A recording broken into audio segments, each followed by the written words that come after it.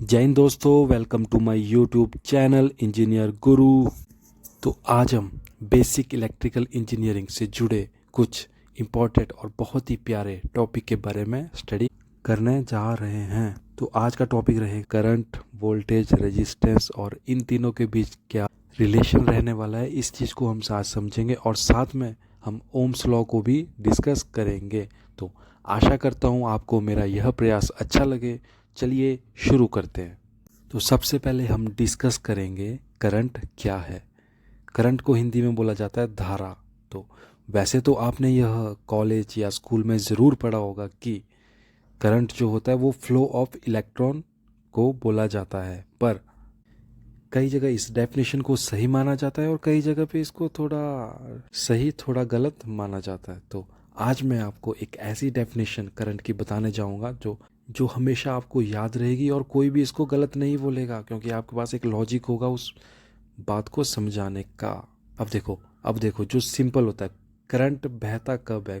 Current तभी बहता है जब आपका कोई लोड आउटपुट पे जुड़ा होगा। ये नहीं कि आपका कोई लोड जुड़ा नहीं है तो उसमें करंट बहेगा, ऐसा नहीं होता है। अगर आपका लोड नहीं जुड़ा है तब आपका करंट नहीं बहेगा। इसका बोलने का मतलब ये है, जब आपका पाथ एक क्लोज सर्किट में होगा, मतलब सर्किट क्लोज्ड होगा, ओपन नहीं, ओपन में कभी करंट नहीं बहेगा आपका, पर जो आपका क्लोज सर्किट होगा उसमें आपका करंट बहता है। तो आज के बाद आप इस डेफिनेशन को याद रखेंगे कि when the flow of electric charge through a conductor, conductor के थ्रू जब भी इलेक्ट्रिकल चार्ज फ्लो होता है in the close circuit manner, जब भी हमारा क्लोज पाथ होगा तब उसमें जो चार्ज का फ्लो होगा किसमें, कंडक्टर में, तो उसको हम बोलेंगे करंट। ना कि हम डायरेक्टली बोलेंगे कि flow of electron of charge is equal to current. ये सरासर गलत है। इसका सही जो एक डेफिनेशन होती है वो यह होती है कि flow of charge through a conductor medium in a close circuit manner. और दूसरी इसकी डेफिनेशन यह भी है कि rate of flow of charge through a conductor with respect to time. जो इसका मैथमेटिकल एक्सप्रेशन बनता है ना, वो बनता है I is equal to D Q over D T. D Q का मतलब होता है जो चेंज इन चार्ज हो रहा है ना, फ्लो ऑफ चार्ज हो रहा है, वो चेंज हो रहा है, उसको अपॉन डी टी, टाइम के रिस्पेक्ट। तो जो हमारा क्यू होता है, क्यू को बोला जाता है चार्ज, टी को बोला जाता है टाइम। तो जो क्यू होता है उसकी जो एसआई यूनिट होती है वो होती है हमारी कूलम, और जो टाइम की होती है वो सेकंड। तो जो इसका एम्पियर, जो इसकी एसआई यूनिट आई है वो यहाँ से आई है, कूलम ओवर सेकंड को हम बोलते हैं एम्पियर। तो मतलब जो करंट की एसआई यूनिट होगी वो होगी हमारी एम्पियर। तो आपको यह भी पता होना चाहिए कि एम्पियर आया कहाँ से और कैसे आया। तो अगला है वोल्टेज। वोल्टेज को एक और नाम से जाना जाता है पोटेंशियल। अब पोटेंशियल क्या है? अगर हम पोटेंशियल का हिंदी में समझेंगे तो पोटेंशियल होता है किसी भी चीज़ की कोई क्षमता। तो क्षमता कब आती है? जब कोई हम कार्य करेंगे। कार्य करने से मतलब कि जब तक हम कोई कार्य करेंगे नहीं तब तक हमारे को अपनी कैपेसिटी का पता कैसे चलेगा। जैसे मान लो कि मैं रात में कितनी देर तक स्टडी कर सकता हूँ, तो मुझे ऐसे थोड़ी ना पता लग जाएगा कि मैंने कितने घंटे में स्टडी कर सकता हूँ और मेरी कैपेसिटी कितनी है। मुझे तो पढ़ना पड़ेगा ना। तो इसीलिए क्षमता या पोटेंशियल तब तक हम नहीं निकाल सकते हैं जब तक हम वो कार्य करेंगे नहीं। ठीक है। तो अब आते हैं वोल्टेज के ऊपर। तो वोल्टेज हमारा वही चीज़ है पोटेंशियल की तरह ही, कि जो हमारा पॉजिटिव चार्ज होता है उसके द्वारा किया गया कार्य। क्या कार्य किया उसने? उसने क्या किया? इन्फिनिटी से एक दूसरे पॉइंट तक पहुंचने तक जो उसने कार्य किया उसको हम बोलेंगे पोटेंशियल या फिर वोल्टेज। सिंपल भाषा में हम समझेंगे कि जो पहले चार्ज था वो हमारा ज़ीरो पोजीशन पे था, और जो चार्ज हमारा पहुंच गया 240, तो जो वोल्टेज होती है वो हमारा 240 माइनस ज़ीरो होती है इज इक्वल टू 240 वोल्ट। तो वहाँ से वो वोल्टेज बनती है। तो इन टेक्निकल वे में अगर इसका आंसर देना है तो हम बोलेंगे it is a work done to bringing a unit positive charge from infinity to any point against in electrical field. कुछ नहीं है इसमें कि जो आपका यूनिट पॉजिटिव चार्ज है उसको इन्फिनाइट से उस अलग पॉइंट तक पहुंचने में जो कार्य लगा उसको हम बोलेंगे वोल्टेज। सिंपल सी बात है। अब परिभाषा से हमें लग रहा है कि किया गया कार्य है, तो वोल्टेज का जो मैथमेटिकल एक्सप्रेशन बनेगा, voltage is equal to W over Q.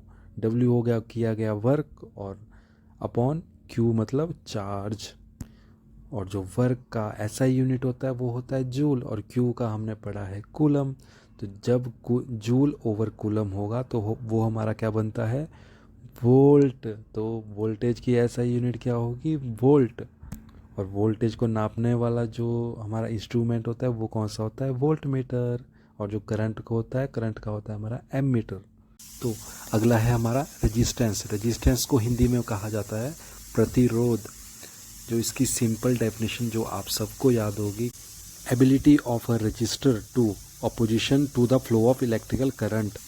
ये तो सबको ही पता होती है। अगर मैं आपसे पूछूं कि रेजिस्टेंस और रजिस्टर डेफिनेशन सेम है, हाँ ये तो सेम है दोनों, पर एक्चुअल में ऐसा नहीं होता है, ये दोनों सेम नहीं होते हैं। रजिस्टर जो होता है वो आपका एक मटेरियल है, मटेरियल मतलब वो एक चीज़ है, और जो आपका रेजिस्टेंस है वो आपका रजिस्टर की एबिलिटी है, मतलब वो उसकी खासियत है, वो उसकी प्रॉपर्टी है। एग्जाम्पल के तौर पे मैं एक लड़का हूँ, तो जो मैं एक लड़का हूँ, मैं हूँ बॉय, तो वो मेरा क्या है, मैं एक इंसान हूँ।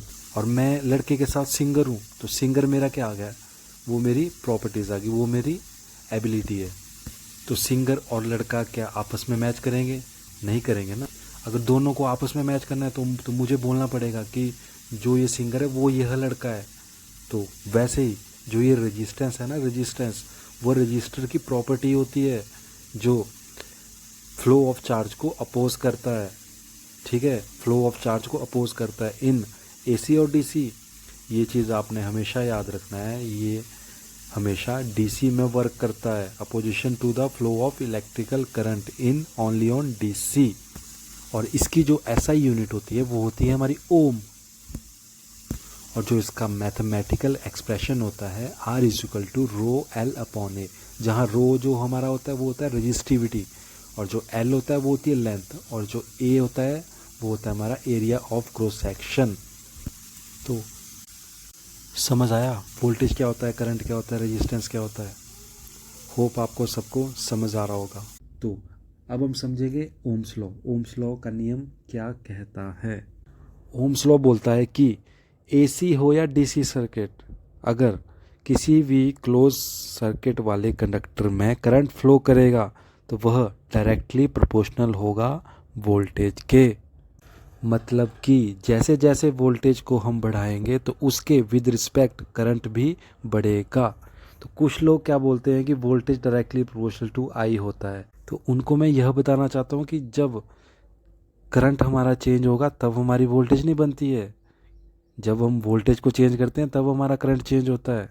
समझ रहे हो, वोल्टेज से करंट बनता है, ना कि करंट से वोल्टेज बनता है। इसीलिए करंट जो होता है डायरेक्टली प्रोपोर्शनल होता है वी। इसका जो मीनिंग होता है कि वोल्टेज के साथ साथ करंट चेंज होता है।